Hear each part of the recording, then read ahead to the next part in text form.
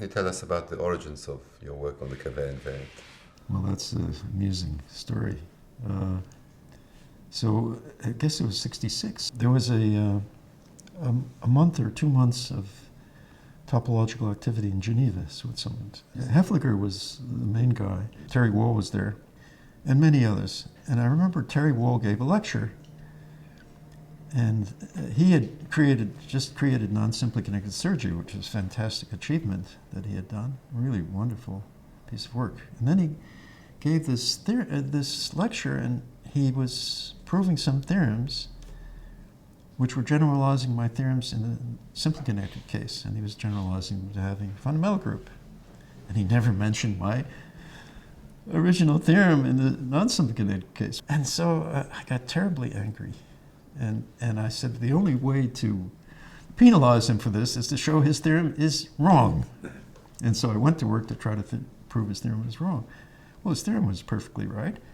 But in trying to prove that it was wrong, I discovered a different approach to the Kervaire invariant, and that led to my paper on the Kervaire invariant, which was much better than the theorem that he didn't mention. So that was the one instance that I know of a theorem generated by anger.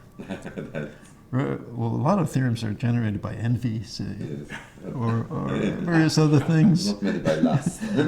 Not many by lust. I'm sure there are a few cases. Yes. Is it the one you're proudest of?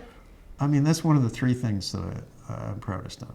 So my paper on H-spaces, Pi2, the thing, Browder-Novikov thing, and that paper. I think are my three best papers. And the Kervaire invariant is probably the best, really. And whereas the other two papers were completely out of the blue, in that nobody was really else was really thinking in these directions, which was a good thing. But the paper on the Kervaire invariant, there were a lot of people thinking about it. Yeah.